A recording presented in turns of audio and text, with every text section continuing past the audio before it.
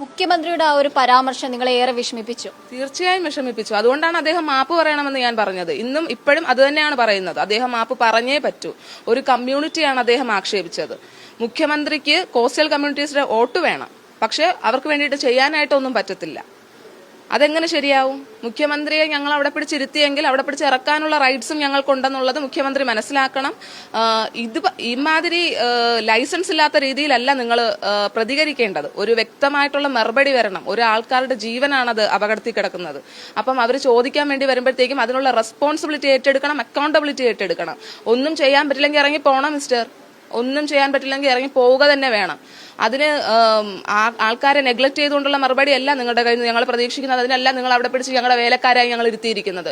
U are the public servant. ആ serve ചെയ്യണം. ചെയ്തില്ലെങ്കിൽ ഞങ്ങൾ ചോദിക്കും, വീണ്ടും ചോദിക്കും. ഇതെല്ലാം അവിടെ ചെയ്തുകൊണ്ടിരിക്കുന്നുണ്ട്. നമുക്ക് കിട്ടിയില്ല എന്നുള്ളത് സങ്കടകരമായ കാര്യമാണ്. കുടുംബത്തിന്റെ സങ്കടമാണ്. പക്ഷെ ആ കുടുംബങ്ങൾ പറയുന്നത് വകുപ്പ് മന്ത്രി എന്നൊരാളുണ്ട്. പക്ഷെ ആ മന്ത്രിക്ക് നിങ്ങളത് ഞങ്ങളുടെ കുടുംബങ്ങളെ ഒന്ന് സന്ദർശിക്കാൻ ഞാൻ അതൊക്കെ ചെയ്യാൻ ഇതൊക്കെ നമുക്കറിയാലോ. തീരപ്രദേശത്ത് പഴയ മുഖ്യമന്ത്രി പോയത് ഓർമ്മയുണ്ടല്ലോ. അത് നമുക്കറിയാലോ. തീരപ്രദേശത്ത് അല്ല ഞാൻ പറഞ്ഞത് ഞാൻ അദ്ദേഹം ഇതിന് മാപ്പ് പറയുക തന്നെ ചെയ്യണം. എന്തെന്ന് വെച്ചാൽ ഒരു കമ്മ്യൂണിറ്റിയെ മൊത്തമാണ് അദ്ദേഹം ആക്ഷേപിച്ചത്. തീരപ്രദേശമല്ലേ, അവിടെ പോയാൽ എന്ത് നടക്കുമെന്നറിയില്ല. എന്ത് നടക്കും? വോട്ട് വാങ്ങാൻ വേണ്ടിയിട്ട് വന്നപ്പോൾ എന്ത് നടന്നു? ഇന്ന് കസേര കയറി ഇരുന്നപ്പോഴാണോ നിങ്ങൾക്ക് തീരപ്രദേശമാണെന്ന് ഓർമ്മ വന്നത്? അല്ലെങ്കിൽ ഇങ്ങനെയാണ് ആൾക്കാർ പ്രതികരിക്കുന്നതെന്ന് ഇപ്പോഴാണോ മനസ്സിലായത്? ഇവിടെ ഉള്ളവർക്ക് വിവരമില്ല, വിദ്യാഭ്യാസമില്ല എന്നുള്ള പൊതുവെയുള്ള കുറച്ച് അടച്ച ആക്ഷേപങ്ങൾ ഇത് പണ്ട് മുതലേ ഞങ്ങൾ കേട്ടുവരുന്നതാണ്. ഇവിടെ ഉള്ളവരും പഠിച്ചവരാണ് സാർ. ഇവിടെ ഉള്ളവരും ഡോക്ടേഴ്സാണ് സാർ. ഇവിടെ എഞ്ചിനീയേഴ്സ് ഉണ്ട്. ഇവിടെ എല്ലാ മേഖലയിലും പഠിക്കുന്ന കുട്ടികൾ. ഇവിടെ ഈ ഒരു സഹോദരി പറയുന്നതിൽ യാതൊരുവിധ തെറ്റുമില്ല. കാരണം അവർക്ക് നീതി ലഭിച്ചിട്ടില്ല. അവരുടെ പിതാവിനെ കാണാതെയായിട്ട് 6-7 ദിവസമായി. ഇതുവരെ യാതൊരുവിധ അന്വേഷണം ഉണ്ടായിട്ടില്ല. അതായത് ഒരാളെയാണല്ലോ കാണാതായിരിക്കുന്നത്. അപ്പോൾ പിന്നെ അത് അന്വേഷിച്ച് കണ്ടുപിടിക്കാന്ന് പറഞ്ഞാൽ വലിയ പാടുള്ള പരിപാടിയല്ലേ. കഷ്ടം തോന്നുവാണ്. ഇപ്പം ആ ഒരു സഹോദരി പറഞ്ഞു കേട്ടില്ലേ, വോട്ടിന് വേണ്ടിയിട്ട് ഈ പറയുന്ന തീരപ്രദേശത്തോട്ടൊക്കെ ഈ പറയുന്ന മന്ത്രിമാർ ചെന്നിട്ടുണ്ടായിരുന്നു. ഇപ്പോൾ വോട്ട് കിട്ടി, ജയിച്ചു, ആ കസേരയിൽ കയറി ഇരുന്ന് കഴിഞ്ഞപ്പോൾ ജനങ്ങൾക്ക് വേണ്ടിയിട്ട് ഉള്ള കാര്യങ്ങൾ ചെയ്തു കൊടുക്കാൻ പറ്റുന്നില്ല. ജനങ്ങൾ ഈ ഒരു രീതിയിൽ തന്നെ പ്രതികരിക്കും. നിങ്ങൾക്ക് എന്തു തോന്നുന്നു? നമുക്കാണ് ഈ ഒരു അവസ്ഥ വരുന്നതെങ്കിലും നമ്മളും ഇതൊക്കെ തന്നെ ആയിരിക്കത്തില്ലേ പറയുന്നത്? മുഖ്യമന്ത്രിയുടെ ഭാഗത്തു നിന്നുണ്ടായ ഒരു വലിയ അനാസ്ഥയെ പറ്റി എനിക്ക് പറയേണ്ടതുണ്ട്. അതെന്താണെന്ന് വെച്ചാൽ, ഇന്നലെ ഒരു വീഡിയോ അദ്ദേഹത്തിന്റെ പത്രസമ്മേളനത്തിൽ നിന്ന് അദ്ദേഹം പറഞ്ഞത് കടൽ തീരത്തോ അയ്യോ അവിടെയൊക്കെ പോയാലുള്ള അവസ്ഥ അറിയാമല്ലോ. എന്തവസ്ഥ? വോട്ട് വാങ്ങാൻ വേണ്ടിയിട്ട് ഇവിടെ വന്നപ്പോഴുള്ള അവസ്ഥ ഉണ്ടായിരുന്നോ സാർ? എന്തായിരുന്നു സാർ അവസ്ഥ? ഒരു കമ്മ്യൂണിറ്റിയാണ് നിങ്ങൾ ആക്ഷേപിച്ചത്. നിങ്ങൾ ഇതിന് മാപ്പ് പറഞ്ഞേ പറ്റൂ. ഇത് പബ്ലിക്കായിട്ട് തന്നെ നിങ്ങൾ മാപ്പ് പറയാൻ, നിങ്ങൾ ഏത് പത്രസമ്മേളനത്തിൽ വെച്ചാണോ നിങ്ങൾ ആക്ഷേപിച്ചത് അത് നിങ്ങൾ മാപ്പ് പറഞ്ഞേ പറ്റൂ. ഇതിനുള്ള ഉത്തരവാദിത്വം നിങ്ങൾ ഏറ്റെടുത്തേ പറ്റൂ.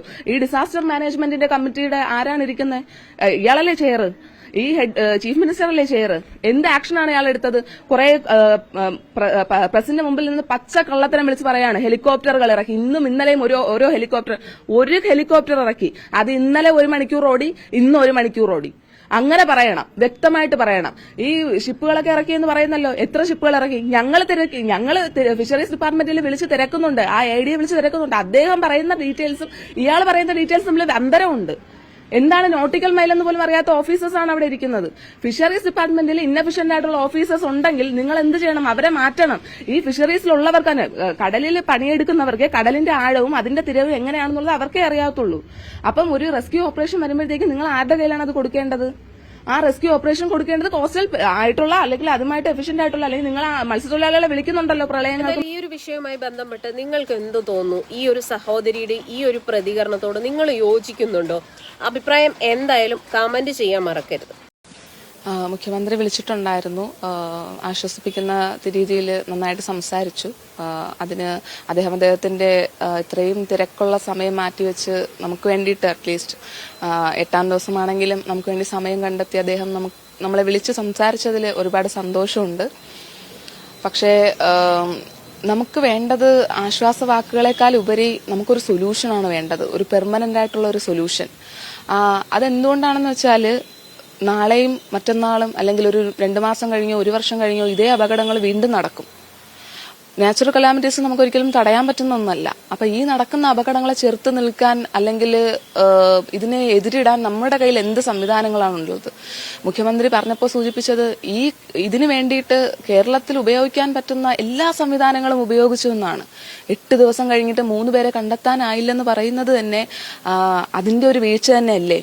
ഇത് നമ്മൾ സീരിയസ് ആയിട്ട് ഇതൊരു പൊളിറ്റിക്കലൈസ് ചെയ്യാതെ ഇത് നമ്മൾ സീരിയസ് ആയിട്ട് തിങ്ക് ചെയ്യണം. നമുക്കൊരു കുറച്ച് ഇന്നഫിഷ്യൻസി ഉണ്ട്.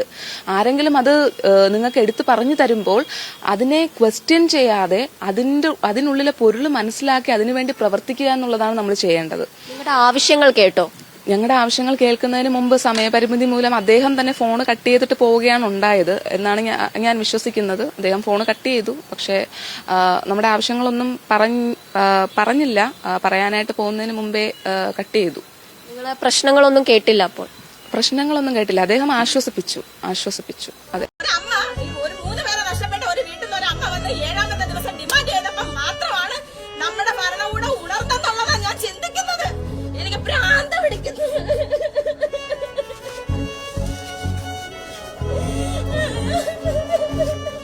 സമയം ഞാൻ വെയിറ്റ് ചെയ്തിട്ട് ഇത്രയും ഒരു മഹാദുരന്തം സംഭവിച്ച ഒരു സ്ഥലത്തു നിന്ന് വന്ന എനിക്ക് ഒരു നീതി കിട്ടിയില്ലെങ്കിൽ പിന്നെ ഇത് ആർക്ക് വേണ്ടി എന്തിനു വേണ്ടി നിൽക്കുന്നെന്ന് എനിക്ക് ചോദിക്കാൻ പോലും ഉള്ളവർ എന്റെ മുന്നിൽ ഇതുവരെ എത്തിയില്ലെന്നുള്ളതാണ്.